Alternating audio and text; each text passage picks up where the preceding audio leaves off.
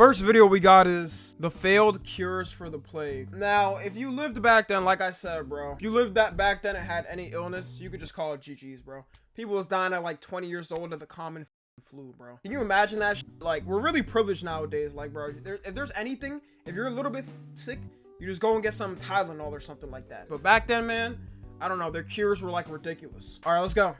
Let's start with the strange and slowly work our way towards the most horrifying things on the list. Okay. Number 10, the Four Thieves Vinegar. So legend has the Four Thieves what?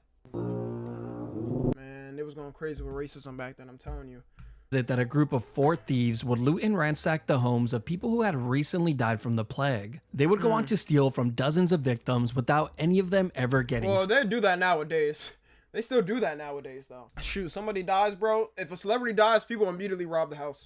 sick. They stayed safe by rubbing a secret potion over their entire bodies. But eventually, these thieves would be caught and apprehended by the authorities. They were then offered their freedom in exchange for the recipe of this secret potion, which they revealed to be a mixture of vinegar, garlic, herbs, and spices. No one knows for certain if this story is true, but this was a very popular tale during this time period. This would lead merchants to go door to door selling this vinegar mixture as a preventative for the plague. Buyers were instructed to rub this potion on their hands, ears, and temple. Bro, you know everybody stunk back then, too. They didn't even take showers. Yeah, man, they was smelling like ass. Can you imagine vinegar all over your body? Like a whiff of vinegar nowadays, bro, it's destroying the whole room you're in. A small little smidgen of it. But if the merchant had them hook, line, and sinker, he would simply just tell them to lather it over their entire bodies. Since everyone knows the #1 rule in sales is always upsell when you can. Bitches.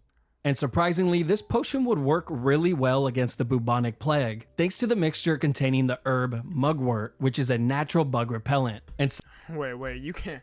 Don't try to trick me with that. They really trying to. This is the finest kush you could ever find. They just try to give marijuana a new name. Which is a natural bug repellent. And since the bubonic plague was spread from the fleas of infected rodents, this would prove to be one of the very few remedies that actually worked. But sadly, the Black Plague, the second method being much more deadly and was most commonly spread from human to human. This would be known as the pneumonic plague, which often carried a 100% mortality rate. This form usually spreads when a person inhales the airborne droplets of an infected person. So this is something like, oh my God, can you imagine if COVID was there back then? COVID was there, 100% mortality rate? Because everybody got COVID at a certain point. You were dead. Like, I don't think y'all realize how crazy that is. You are dead if you get it. You are dead. You can't survive that. There's probably 2 people that ever survived that. I know 100% is crazy, bro. Even on hand sanitizer, they don't have 100%. They don't 100% kill the germs. It's 99.9.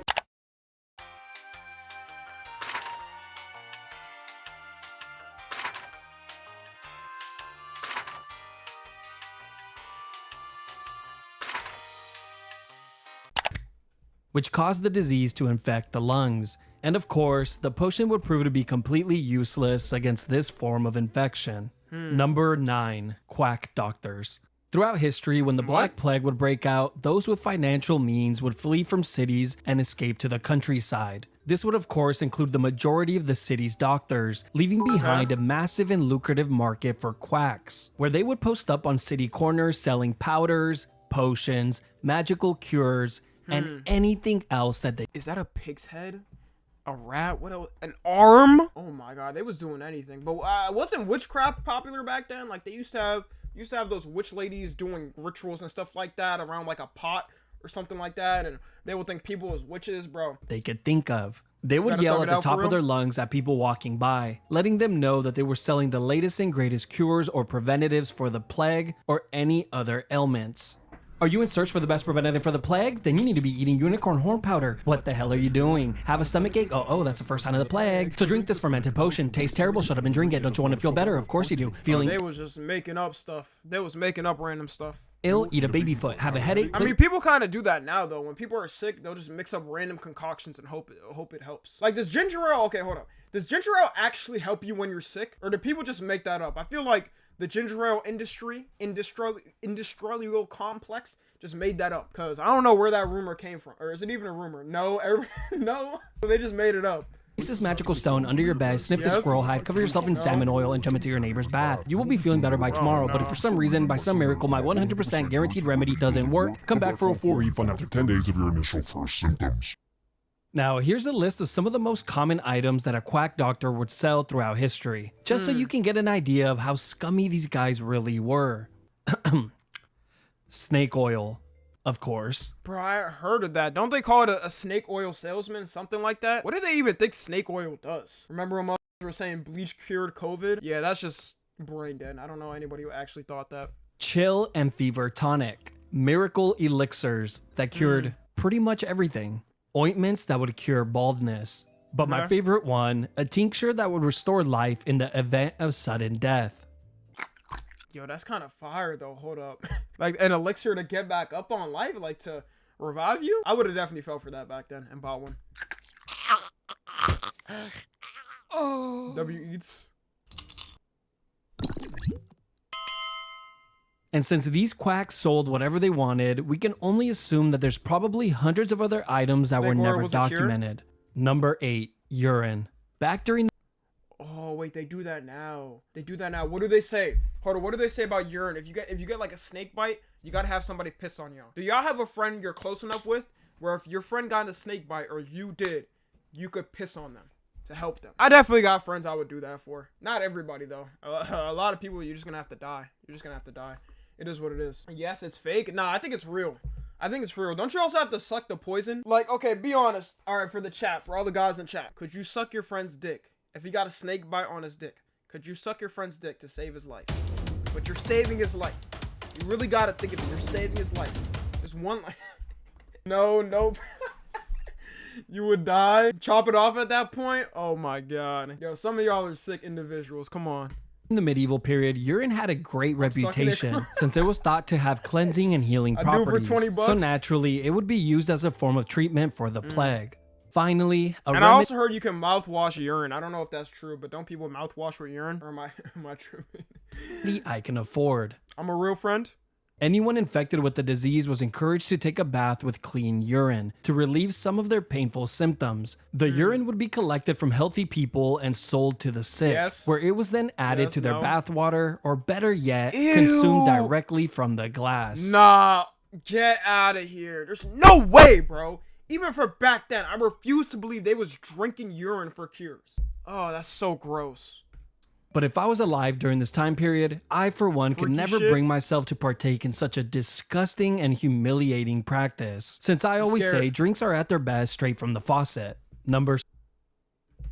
didn't need to see that animation, bro. We didn't need this. You're a sick individual if you actually have like something with urine, like you have a fetish for urine or pee. Like, I can't believe that's actually a thing people have. You deserve to be in the depths of hell.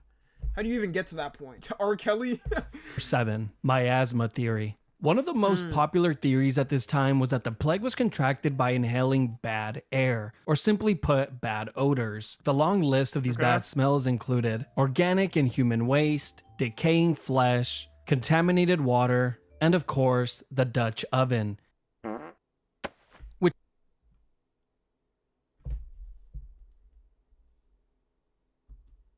What is going on here? What is going on here? I'm so confused, man. You know what? Whatever gets your kicks off, I guess. Which was a guaranteed way to be put on trial for... Shark, why are you saying, do you guys not know what a Dutch oven is? Like we're supposed to, bro. I do not know what that is. Attempted murder. Bad smells were believed to carry contaminated air, which once inhaled would lead to illness. The public was encouraged to carry around flowers, rose petals, or herbs, which they would oftentimes hold to their nostrils, since they believed that the sweet smell would cancel out the bad air. This is one of the reasons plague doctors would wear these terrifying masks, since the beak would be filled with flowers and spices, which they believed helped keep the disease at bay. But of course, these wonderful smells... What happened when the smell ran out? Especially for flowers, the smell runs out so fast. Oh my god. Absolutely nothing in preventing people from catching the plague. If anything, it just gave people a false sense of security. Number 6. Leeches. Leeches were commonly used by the wealthy as a form of blood. That's my biggest fear, because I'd be seeing movies and like a character will like go in the water and they'll come out with full-on leeches sucking on them. No. bloodletting and was relatively painless considering what the alternative was, but more on that one later. Bloodletting is when blood is drained from a patient, usually from an incision or leeches. Here, the leeches would be placed on a person's body while they kick back, relax, and let the leeches go to town. The theory behind this was that the leeches would suck out the bad blood, which was thought to cause illness. But the irony being that the leech's bite was the thing that could make them ill, since it always carried the chance of developing an infection. Now, originally, I didn't think this whole leech operation sounded too bad, until I saw the diagram for the most common locations for bloodletting. Enhance forth? Oh yeah, nah, bro. Yeah, get that out of here. Some of y'all freaked out, though. I know some of y'all would like that, huh? Some of y'all would absolutely love this, as a matter of fact. Some of y'all are going to jump into a lake right now. You turned off the video or the stream and you're running. You're running to the lake, but not me. Not me. Number 5. The Victorian Method. The Victorian Method... What is wrong with this dude? Was named after Thomas Vickery, the English doctor who invented the technique. And this would become one of the most popular cures during the plague. This first begins with a healthy chicken having its bottom plucked clean. The chicken's back door is then placed directly on a sick person's buboes and strapped down to keep it in place. The logic behind poor chickens, man. I be feeling bad for them sometimes. I mean, I sure love me some chicken wings, chicken breasts, really anything chicken in between. But damn, bro, you got your doom is you're sitting your asshole, your spread asshole on a human's arm to heal them. That's rough, man. That's rough. This was based on the belief that chickens breathe through their back door. So in theory, it would suck out and absorb the sickness from the person. And if the chicken contracts the plague from the human and begins to show signs of illness, people would oftentimes take this as a sign that the remedy was working. If the chicken happens to die before the human, another chicken simply takes its place. Now, I can only speculate since there isn't much written on the subject, but this seems like a sure way to get an infection. You see, buboes would oftentimes grow so large that they would rupture, and a chicken's bottom attached to an open wound just... Bro, I'm not gonna lie, when I was in middle school, I had a pimple like this. Okay, it sounds crazy, but like it was on my hand. It wasn't as big as this. It wasn't as big as this, but it was like a little tiny one on that shit. I'm telling you, when it burst, I was in school. It was the most disgusting thing ever. I had to get excused to the nurse. That they would rupture, and a chicken's bottom attached to an open wound just seems like the best way to get your admission ticket to the afterlife. He just strapped on the chicken to his... I'm just gonna keep playing it. 4. Flagellation. In Europe, during the sounds like a sex move. medieval period, religion was deeply ingrained into all aspects of life. So naturally, people began to believe that the Black Plague was simply a punishment from God for their sins. Soon, groups of people began to gather and walk the streets while vigorously whipping themselves as a public display of repentance. While I, for one, prefer to keep this kink at home. But to each their own. These groups of people would use leather whips with knotted tails, but some show-offs That's what I'm saying. Did they have no type of thought? I mean, to be fair, like, they will hang you if you're a witch or they thought you were a demon or devil or this and that. Like, this is crazy times. Take it a step further by adding nails to their whips. These flagellant groups would recruit others when they would slowly walk from town to town, whipping their own backs and carrying crosses. They would do this act multiple times a day. But the real tragedy would come when one of these individuals would be infected with the plague, since they were left to fight an uphill battle with an already deadly disease. And having a weak body that was severely cut up from the self-inflicted wounds definitely didn't help. Number 3. Feces. As time went on, the more I watch, like, it always gets worse in these videos, and this is like the worst thing I've ever heard in my life. Oh my god, I know it's about to get bad. You know they were eating it. You know they were eating it, y'all. You don't even have to say anything. They were eating it. Physicians began to try all sorts of bizarre methods in the hopes of finding a cure, with this special paste being one of them. The paste consisted of tree resin, flower roots, and human poop. This operation would first begin with the patient's buboes getting sliced open, and as soon as the incision was made, it would then be stuffed with the paste, then tightly wrapped and sealed to hold everything in place. Patients would then be instructed to get some bed rest and wait. Now, if the patient's body part had not fallen off by the following morning... Oh my god, bro, who makes this up? That's so gross! Who makes this stuff up? Why would you even think this is a good idea? I can't even say anything. These videos never cease to disgust me. Oh man. And imagine the smell. Imagine being, hey, if you're my brother, sister, mom, dad, I don't care. You're not living in the household with that. You're going to have to find another place. You are not living in the household. Morning, they would for sure be left fighting a losing battle, since it had now turned into a 2v1 with the person fighting against the plague and the infection. Number 2, bloodletting. This was an extremely popular medical procedure that was used from ancient times all the way through the late 19th century. This procedure was in fact so popular that during the medieval period, this would oftentimes be the first thing a doctor would recommend. This absolute nightmare would first start with a person getting their arm sliced open and allowing the blood to drain into a bowl. Now, if a cut on the arm made you uncomfortable, don't worry, since you always had the option to have the incision made on your neck instead. Now, the instruments that were used to slice patients... How big is it? If it's small, then it's not gonna... No, it had to be big if it's pouring out. It had to be big. Open looked like this, but just covered in blood from the previous patient. Since being sanitary wasn't much of a concern during this time period, which of course would cause many patients to die from infection. But one of the most concerning things about this procedure was the amount of blood that would be drained, since it was common practice to increase the amount drained based on the severity of the person's sickness. Have a headache? That's 2 teaspoons. A fever? That's 16 ounces. A crippling social anxiety that prevents you from enjoying social gatherings?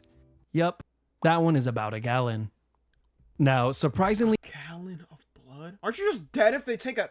Wait, don't you just die? Like, there's a certain amount of blood. If they take it, you just die because your body needs to function off of it. Doctors were not usually the person to perform bloodletting and was actually a task left for barbers, since they were a lot more skilled in handling razors. This is the reason why they began to place the red stripe on the barber pole outside of the building, since it would let the public know that surgery was performed inside. Barbers would also pull teeth, amputate limbs, and make holes in people's heads.